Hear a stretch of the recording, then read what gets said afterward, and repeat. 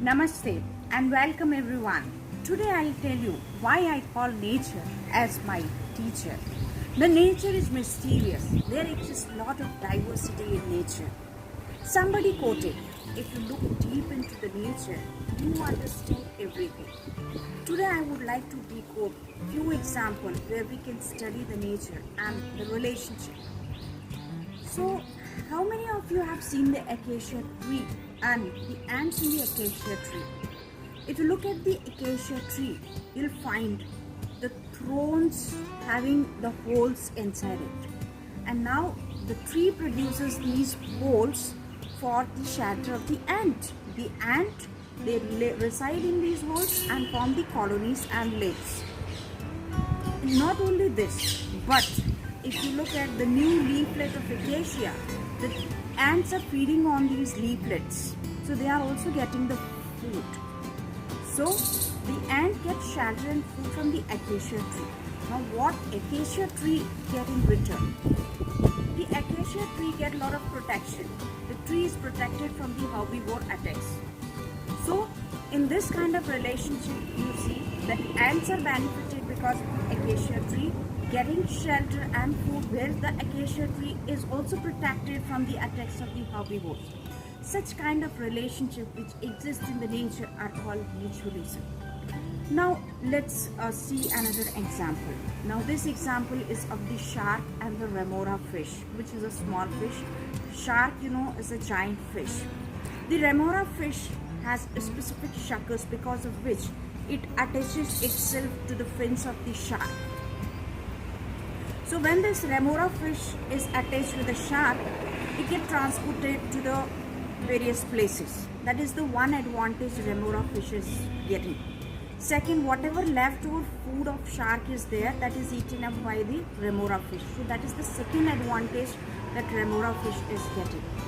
And third, of course, when the remora fish is with the shark, nobody will come near to the remora fish. So it's getting the protection. So the remora fish is getting the protection, it's getting the shelter, and it is getting the food. So what in return the shark fish is getting? Nothing. Okay. So such kind of relationship in which one organism is benefited, but the another organism is neither harmed nor benefited. Such kind of relationship are called commensalism.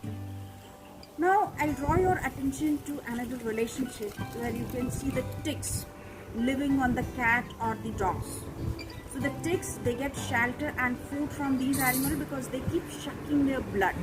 Okay, and sometimes they suck their blood to the extent that the animal suffers from anemia. So in this case, the animal is harmed because of the ticks, and ticks are getting all the benefits, right? So such kind of relationship where one organism is benefited at the cost of another is called parasitism. Similarly, if you see the example of the Anopheles mosquito in human, the Anopheles mosquito sucks the human blood and causes malaria in human. So this relationship is also one of the parasitism. Now this is one of the negative relationship that exists in the environment.